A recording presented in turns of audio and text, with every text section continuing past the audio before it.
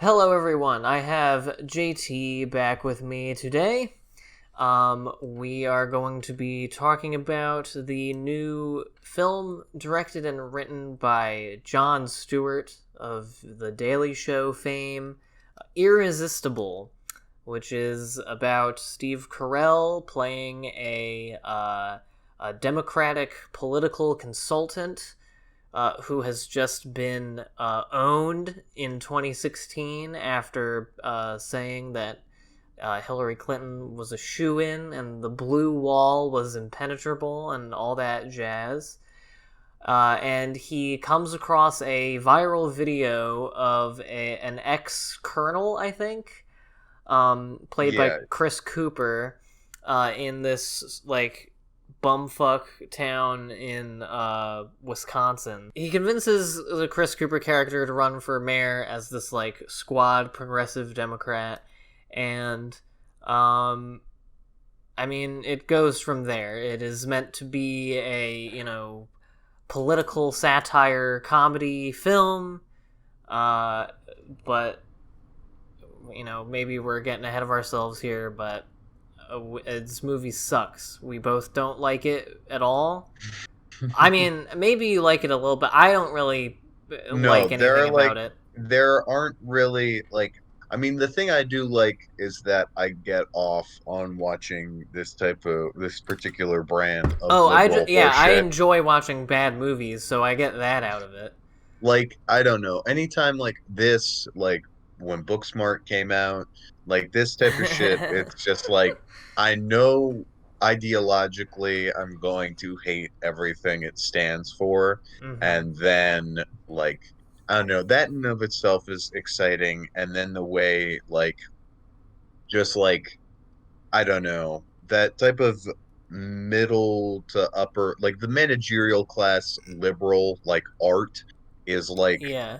I mean, pushing like an ideological agenda that I disagree with is like one thing, and that's like hmm I can obviously enjoy movies that I don't agree with politically, but to just lack anything on a formal level as well just makes this even shittier. And all Yeah. these movies that are trying to be real lib core, um, generally wind up have bringing nothing to the table in terms of style. That's the first thing that I'll mention, since it's kind of obviously most of the interesting stuff to talk about with this movie are in its politics and in the way it portrays the world and the people in it.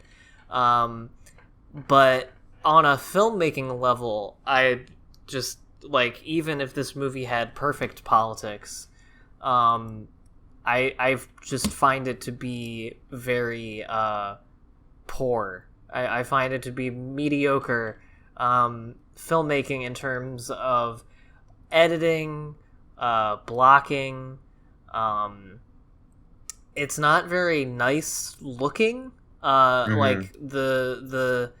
There isn't anything like expressive or even really like, I don't know a word for it, like storytelling about like the shots, the way they're composed, the way that they're cut together. No, it seems It's like very much like just it's something that a lot of American comedies of the last like 10, 20 years are guilty of, which is there is nothing about like it doesn't matter that it's a film. Basically, it's yeah, no, pointing a camera at people saying lines. it's like a stock template for a movie, and it's Mm-hmm. there are a lot of really funny comedies that do this, but it will work. I Yeah. don't know, I don't want to disparage the Sandler flicks, but a lot of the work of Dennis Dugan Yeah. or whatnot will just sort of let I don't know, it's this style where it's based on letting the actors sort of mug. But I think even in the cut and paste sort of directorial style of being a comedy and doing mostly high key lighting and having all the jokes be clear and visible in the frame, there's a way to do that well that I think like 90s and early 2000s like studio comedies understood a lot better than the current iteration of this, which is just like, yeah, just fucking film it. Like we just need to see like, I don't know, Steve Carell doing like a soy core face, and like that's gonna get a laugh. And it's like, I don't know, the performances in this aren't even like they're not funny to like stand alone. Like I they're wouldn't say so, no. it's like somewhat like the movie obviously exists in like a hyper reality where it's not like straight up realism, but like Mm. with that it's like they're only like the characters are only just like barely a degree away from what they are in real life, that Yes. it's just like Yeah. okay, like whatever, it's Yeah, sure. that's something that's the next sort of thing that I think would be good to talk about with this movie that we mentioned when you and I were talking about it just now before recording was how like tonally weird this movie is and how confused it seems about what kind of movie it wants to be, because Mm, there are some scenes where it comes off as just like a very like austere sort of, underdog, political, one of those like apolitical political movies of like the mm-hmm, 2000s, like Swing Vote or something like mm-hmm. that. But then other times it wants to be like an over the top like satire of American politics and American news media.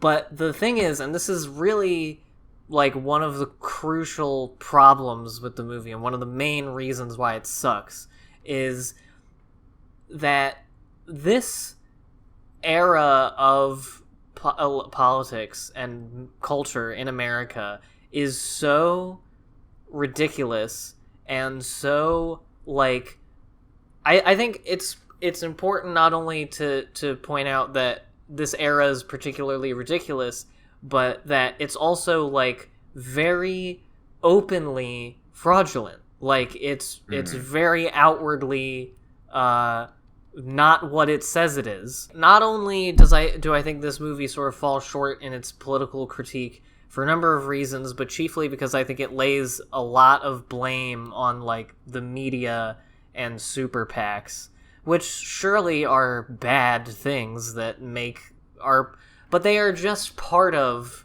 the sort of system of electoral management and just the general engineering of society of the ruling class, which Jon Stewart's liberal politics don't really have any space to reckon with, because he does fundamentally, as a like classical sort of liberal, he does have faith in like the traditional institutions of American government, Yeah, no, and which there's are like not only, they aren't just like inept and ill-equipped and corrupted to deal with the problems of the system, they are one of the embodiments of the problems of the system. Their lack of lack of ability in this country to affect meaningful change in people's lives is not an accident of American politics. It's like they were constructed.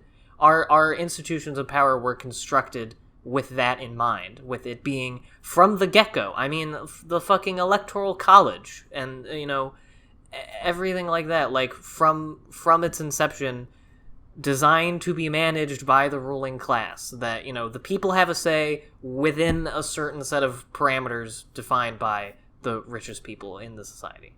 and I feel like that's like, I mean, what we're talking about, like tonally, which creates this weird dissonance because it's like, yeah, you're right about him like pointing out like that super PACs and like the media class are like part of the problem in terms of like misinformation and like insane control of like politics and being able to like shift and guide like narratives and like control elections like through Mm. those means. But like the main problem is like he's still like his sympathies still align with like the ruling class, and I think it's like it's perfectly represented in the fact that Steve Carell's Gary, the political consultant, is like the main hero, and that like he is the lens we're seeing this through, Mm. because Stewart like definitely believes that there should be like a political ruling class and a political elite. Oh Like I yeah. think he's still very much so on the side with that. I mean, this movie essentially is just like, oh, but we need to give like the people more credit than what we're Mm-hmm. giving them. But at the same time, it's like, but the structure and like the structures are still just as valid. I think Mm-hmm. like what Stewart is getting at here, like misplaces, like, or I mean, like it doesn't quite get what the divide in the country is. Like it Irresistible thinks it's like rural versus urban, which is like definitely a way like like sort of class problems emerge. But I think like I don't know, it refuses to address class as part of the problem. And Mm. like the fact that like I mean to reveal the ending, it's like, oh, it's the whole town has like sort of banded together to dupe these political consultants to Right. funnel money into the Mm-hmm. town, and that the election was always a sham, and that like the candidacy of the former military officer was always just to like get the media to come into the town, to like Mm-hmm. go viral, to like get fucking money. And it's like that's like too convenient too, because it's like, oh, okay, these small towners scamming like the political class. Right. It's not realistic. It's like too much of the divide is like urban rural, and like Right. in rural Right. areas there's still rich people, there's still Right. class, like in like middle class and like in suburban environments there is like power there divided by class structure. Right. Well, there's a couple reasons why I don't like the ending. Because on the face of it, like what the ending seems to be saying is something that I basically like on a fundamental level agree with, which is that like it seems to be suggesting that, you know, if all of this money that we spend into with like electioneering and ads and you know, consulting and polling and everything for these small town races through these layers of you know, consulting firms and, you know, the DNC and super PACs and all that, if we if that money that we spend on that was simply just put into the hands of struggling communities to directly fix their problems. I think they say that they build a hospital um, and like reopen some storefronts because they've fallen on hard times because the military base closed, which Yeah. is like which is so weird to have a movie about like a struggling rural town, which like ps not to get into too many things at once, but it's also like a very you know, I'm not the first person to make this criticism of this movie, that it's like the best political satire movie of like 2006, where this notion of like red states, blue states, and urban rural voters is just very old hat and very Bush era and doesn't really reflect the times that we're in. Mhm. Um, and it also doesn't make any sense the way that it happens. The way that they reappropriate this money in the movie is like, oh, well, legally, the money that you raise for the super PACs doesn't have to be accounted for. And it's like, yeah, but like, the reason that they raise money for the super PACs is to pay people like fucking Gary, Steve Carell's Mhm. character. Like, and they already got paid. I mean, it's also just foolish to assume like what this movie aims to do is like reach a lot of like city boomer liberal types who are Mm-hmm. like, oh, who like live in the type of bubble that like Steve Carell's character does, which is like obviously exists, like whatever, blah blah blah. But like this solution is too reductive too, where it's just like all the whole fucking town bands together, like it's cartoonish and Well, like yeah, not. the it treats these areas like monoliths, which is weird because that is something that like the movie criticizes the protagonist for doing. Hmm. It's and like by extension the sort of democratic establishment for doing in real life. His correct identification of major parts of the reason why like elections are terrible and American politics is terrible, they can't be reasonably reconciled with the sort of idea of America that his like liberalism espouses. Um, and so you get this very like condescending and again like very played out old hat thing of like, oh, the the uptight upper class liberal douchebag who drinks soy lattes. He goes to the real town of America and he ends up getting taught a thing or two, because those folk, God don't make no junk. Those folks aren't as dumb as you think they are, little skinny boy. It's so weird because, first of all, I think we can both agree that in like Steve Carell's character, their real life counterparts are awful people. Like Oh yeah, the people who 100%. like make their bread and butter just like funneling corporate money into like doomed campaigns, honestly, like intentionally doomed campaigns. um and it's basically like the election industry that exists, and it just exists to make money and job opportunities for, like you said, like professional managerial class, upper class suburban and urban people. It wants to, and it does do a lot of criticism of his worldview, and a lot of the jokes come out of that butting up with the reality of Wisconsin. But at the same time, it like very clearly wants us to identify with him. Like he is our window into the story. It's very clear to me that Steve Carell's character is a guy that Jon Stewart like Yeah, he thinks is dislikes. good. It thinks I mean, is well, he yeah thinks is good, but is he like has a dislikes flawed him. worldview. Yes.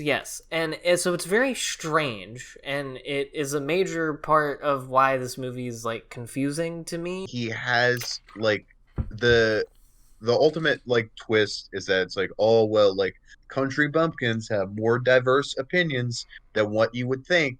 But the problem with the film is it never shows that diversity of No. opinions, and it's just like always like being told to Steve Carell that it's like there's that scene in the bar where the candidate's daughter reveals to him, it's like, oh, this restaurant doesn't serve like Budweiser and hamburgers. Like they're just like condescending to your, they're just like making fun of like your condescension. And it's like, okay, cool. But like there's nothing, you don't see any of the actual character of the town. It's always channeled through like fake folksiness that it's like you never see. Like one gag that in particular that really pisses me off at the end is it's Will Sasso's character and the other like camo like hunting guy, and they're like talking in like faux like highfalutin kind of dialogue at the end, like about the Yeah. political situation. And Yeah. it's like, oh, isn't it funny? Like these these like guys who you'd think be like MAGA chuds, like actually like kind of understand stuff.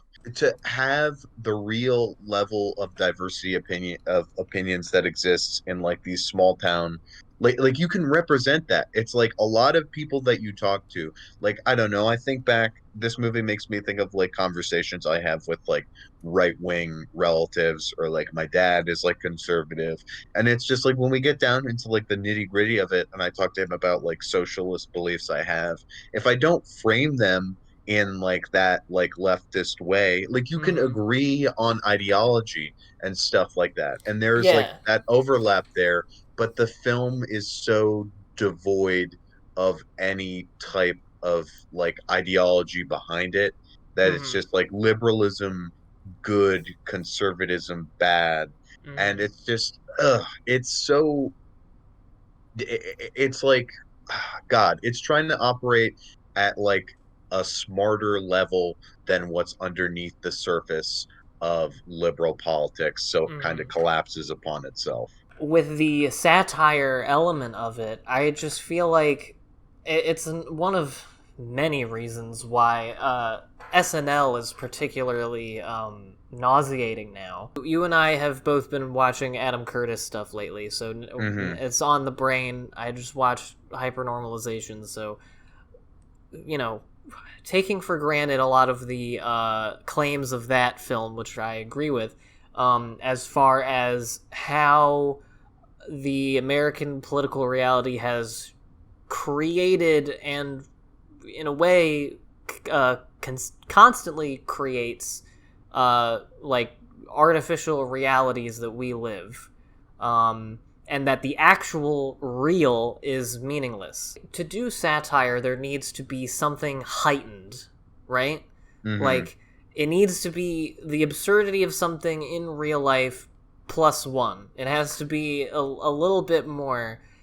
And nothing in this movie really gets there. Like, they have these parodies of, like, the campaign ads that each of the candidates do. And like, yeah, they're silly, but I think all of them are literally just referencing campaign ads that already existed like 10 years ago.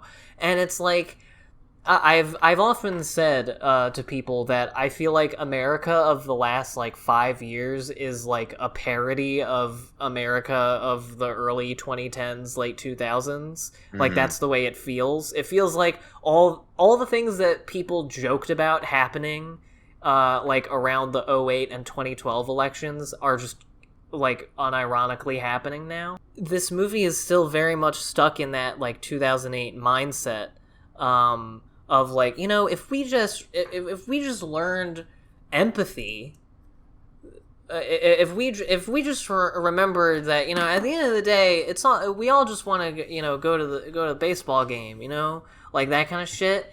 Like, then everything would be okay, and no room for like any sort of material analysis, no accounting for ideology or how power works or who really is in power and who actually like is deciding the direction of things, and how utterly divorced from that actual, like, especially electoral politics, but politics in general in this country is. To springboard off that, with like some of the Adam Curtis stuff that I've also been like really taken in, is he talks a lot about how in like, I don't know, sort of the key eras of neoliberalization is from like Reagan into Clinton, is that it's shifting the notion of like freedom to like individual freedom as opposed to collective freedom, Mm-hmm. and like how a lot of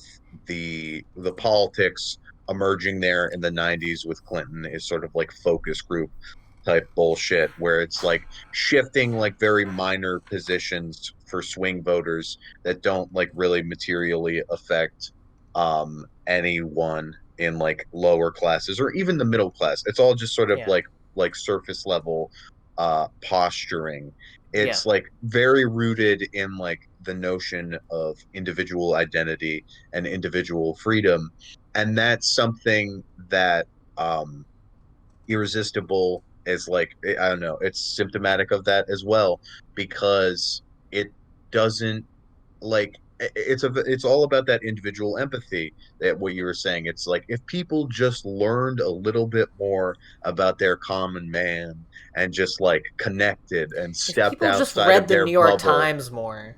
It's just like, no, that's not the fucking problem. It's like, yes, you have to be willing to accept like people as a collective, but Yeah, if empathy is only a there good was some thing. sort of political movement that emerged around like collective betterment If only. against like an identifiable entity of class. Yeah, why do we have a culture that uh is so selfish and lacking any sort of conception of ourselves as uh part of a collective being, and not just oh, it's just me and whatever me and my flesh prison wants, and that's the primary thing. And so the best thing is the system that lets everybody do that. And it's like, it's weird. Maybe it has something to do with the ideological, like, you know, the ideology of the system that dominates the country. And maybe the way to combat this would be with an opposing ideology that maybe, instead of forefronting individual liberty and personal freedom and the freedom of the market and free enterprise, that it was centered around commonality, communalism, if you will. Maybe you might be able to change that into maybe there's a catchier term you could come up with, but acknowledging that we are a community of interconnected beings and structuring society around providing for those needs.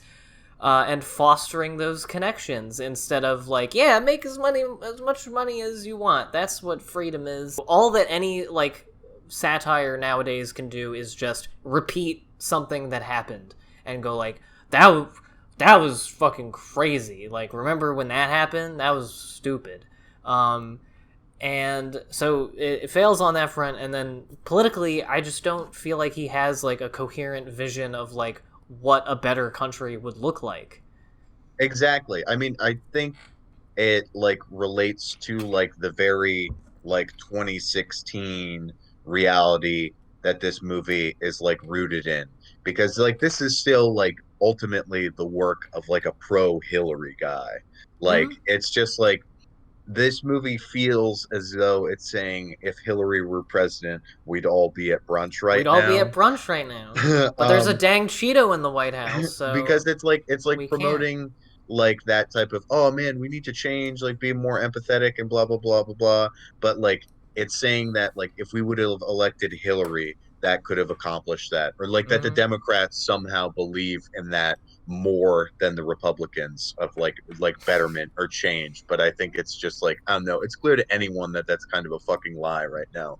I mean, the most like the movie literally fucking ends with like highlighting the resist in Irresistible, and that is like such dog shit garbage. I was waiting for, I wanted it to say, because it says Irresistible and then resist is in white and the rest of it's in red, and it fades out, and I wanted the rest of the word to fade out and then resist stays for another second and fades out. They didn't do that, but it almost was that. I want to talk about Steve Carell's character's relationship with Rose Byrne, who is his counterpart, his Republican counterpart, who is strategizing for the incumbent Republican mayor of this town, and it alludes to they have some sort of past sexual relationship. She is this very like Ice Queen, sexually aggressive and abusive, like, power woman. I found their relationship to be very strange. There's no sexual chemistry between the two characters at all. Yeah. Even though it's like Steve Carell's character in general doesn't like have really any chemistry or like relationship with any other character. He doesn't really seem to be a very social person at all, which, I mean, again, this is one of the things that's confusing about the movie, because he acts like a sociopath parasite man, that he would be like that as in his position in real life, but then other times he's supposed to be like heartwarming salt and pepper beard Steve Carell dad, and it's fucking weird. It's just like that gross type of like competitive sexuality that emerges, where it's just like lots of my dick, eat my pussy sort of. Oh yeah, that shit banter is so cringe. Which is very forced. It's so bad. They spend a lot of time on it. Yeah, it's like the weirdest, like it's horny and like it's not horny actually, but it's like this weird competitive sexualness. The only good bit in it was the billionaire with the like mech body that they have to talk to. Oh yeah, that was all right.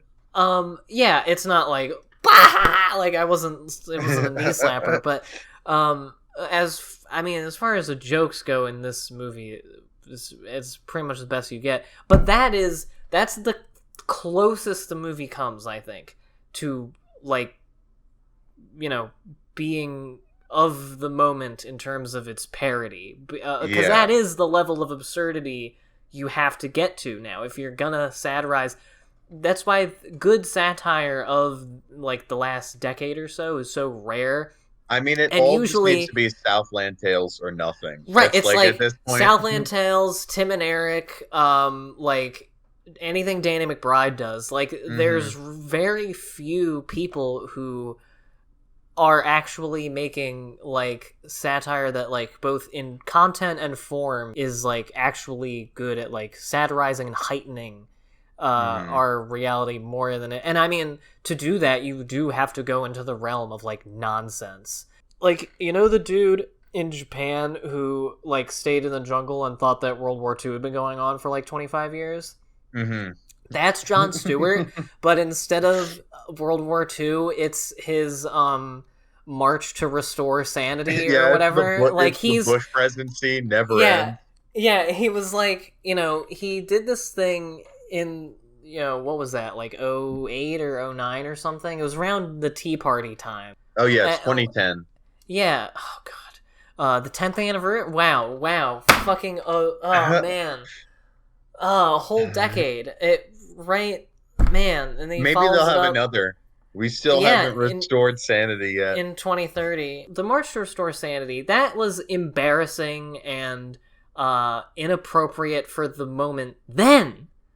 And, like, you know, height of the recession, all the banks just got bailed out. Like, basically all of this energy against the Bush administration completely depleted, nothing coming of it. You know, Jon Stewart and Stephen Colbert come out and it's like, you know, if we could get, you know, Paul Ryan to like watch the documentary 13th. That movie hadn't come out yet, but yeah, that's what I'm thinking of. If we could get them to watch, be better. Yeah, if they watched Inside Job, so it was bad even for then, but to still be on that now, like with what's going on right now, like obviously this movie was probably shot like a year ago. He could not have foreseen the pandemic and the George Floyd stuff, but it just is really funny that in the middle of this like unprecedented period of crisis where, as you and I were talking about before we got on call, the government is now literally saying, like, we're just gonna live with this virus, we're not gonna do anything about it. If there still was any notion of, like, politicians, like, are obligated to do anything for you, or are even capable of doing anything for you, or want to, all of that has just fucking gone away. Like, all of the institutions of not only politics, but even of the economy are completely ill-equipped to respond to any actual, like, material crisis of people, like, just literally people need money. Like, it's, again, like, this movie should be poignant in that, like it says at the end, like, if you just give the people money, like, that should hit me where I live in this time. Well, I mean, none of the characters are poor either. It's like, you see this entire small town, and it's like you hear, like details in the background represent, you see some closed storefronts. Yes, and that is the extent to which the poverty is. And then, like, the current mayor in it, his nephew or some shit is like was addicted to like prescription drugs. There's no actual representation of that. There's no like realistic, like it's this like fairy tale little fake small town America that just reeks of it so much that it doesn't have like it's so divorced from contemporary issues that it just feels alien in that respect. I mentioned earlier the town is falling on hard times because a military base nearby closed down, which I guess is not an unfeasible thing to happen, but like the normal process of neoliberalization, the stuff that Jon Stewart probably doesn't have that much of a problem with, like NAFTA and PNTR and all of those things, like to set a movie about politics, like in modern Wisconsin, rural Wisconsin, like a down on its luck rural Wisconsin town, and not have any mention of like, you know, trade deals or anything like that. Like, these are the actual things that you can trace back to the decline of these areas. Like, millions of very good paying jobs left because in order to, you know, keep the machine, the gears turning, they had to outsource all of this labor. Well, they didn't have to. And I actually think it's really, like, telling where Jon Stewart is coming from, that this is a movie about an upper-class DC guy trying to understand rural voters, and they end up just fucking bamboozling him. And I don't really think he comes away with any deep understanding of them. Yeah. And the movie certainly doesn't give us a deep understanding, other than, like, they're smarter than you might think. And it's like, well, fucking yeah, they're, like, I never had that prejudice to begin with. And, like, I don't know, because it just communicates to me that he very clearly, and probably knows, that he doesn't understand. He, for whatever reason, can't really come up with a coherent explanation of why things are the way they are. Yeah, it's Jon Stewart and a bunch of media class liberals, like their perspective of trying to rationalize like what happened in 2016, going in, like having gone in so confident that they would just beat Trump. And it's just like an incoherent sort of failure to process that in any meaningful way. I mean, it's like you look at what Jon Stewart was doing like after the Daily Show. It's like he had the ability to like fuck off and raise goats or whatever, grow like the post talk show guy beard, like whatever, like live a fucking comfortable life where you're divorced from any sort of material reality in this country. And it, like, I don't know, it fucking shows. I don't want him to like make, like, being someone who was like a Daily Show lib kid bucking their conservative parents. Like, I never want to see Jon Stewart make another thing again. I do not want him to like, I'm already like not watching any like Colbert bullshit, whatever. But like, no. I don't stop appearing on that Colbert stuff. lost me a while ago. Just don't like, you don't have to make any, like, you can fuck off and raise goats or whatever, or like society do whatever has progressed past the need for Jon Stewart. But it's just like we don't need like it, and because I do think, like, I mean, obviously I wasn't young, or I mean I was too young to process it at the moment, but I think he did like do some good in being like one of the only like big mainstream anti-Bush and like anti-war and terror stuff. So yeah, fuck Jon Stewart. He's on the pay no mind list from now on. So I do give a numerical score for movies for these reviews. I'm gonna go with a 2 out of 10. I think, you know, you've heard all I have to say about it. It's a piece of shit. It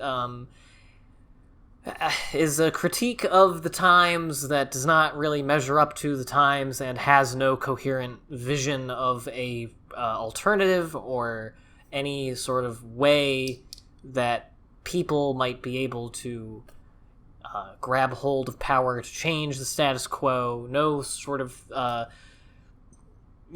idea of class or materialism or anything like that affecting it, or ideology affecting anything.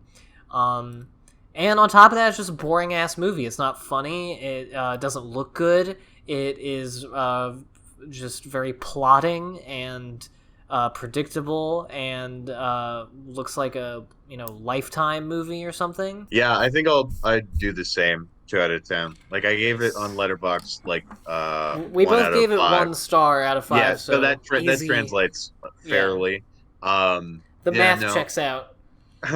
It's just I don't know, one of the worst types of movie, a bad movie with bad politics. I love a good movie with bad politics. Oh, that's give me those all day. And interesting. Like, there's like, I don't know. And even bad movies with good politics can be nice. Yeah, no, exactly. It's like there's at least some sort of conflict there in this. Yeah. This is just tepid, boring. Like, it's neat to talk about in terms of like the broader context of like Jon Stewart, like I don't know, Yeah, examining like lib brain for one, sure. but just I don't know, outside of the broader context, it's just fucking boring. Like, Yeah. I don't know. That's one problem. Like, I like the type of like electioneering campaign movie. Like, Yeah. Bulworth is a really good example of a good Mm-hmm. version of this. Um, but Couldn't it's make just, that movie now, but uh, but like, you just can't, I don't know. Politics movies can be pretty boring sometimes because politics is really fucking boring. It's like step out of your bubble and stop jerking off to liberal shit, but only liberals are going to watch this movie and enjoy it. right. But yeah, well, that's the thing is that like I was gonna say I can't imagine anybody feeling moved by this movie. Like I it really doesn't have anything to say about like what do we do? It's just not good. Not a good movie. Um, I can't really recommend watching it for any real reason, unless you just want to be mad or bored. Because I feel like even if you agree with the politics of this movie, you can't come away like, "Ugh," like fired up about anything. You'd probably be like, "Oh, yeah, we should listen more," or whatever. Like I don't even know what you're getting out of it. Like, and I guess you could think it's funny, but like, I don't know. If I guess if you think that this movie is really, really funny, then you're probably just far gone enough that like you're not that bothered about anything really, so you don't even register that like this is supposed to be a movie about like problems in society that are real. You're just like, this Steve Carell's grabbing his dick and the old lady was looking at him. That's so silly. Oh God. I wish I could be that stupid. I'm really jealous of people who like unironically love SNL. Like, man, to have that brain Toss on the morning show on your Apple TV Plus. smoothing my brain out with the Pod Save guys, the Pod Save America Johns. So we've rambled about this for far long enough. But yeah, thank you for joining me again, JC. Thanks for having me. This was fun. Yeah, hopefully we can watch something else soon and talk about it, and maybe it'll be something that isn't bad. Yeah, maybe it'll be good. Yeah, who knows? Yeah, until then, thanks everybody for watching. I'll see you next time.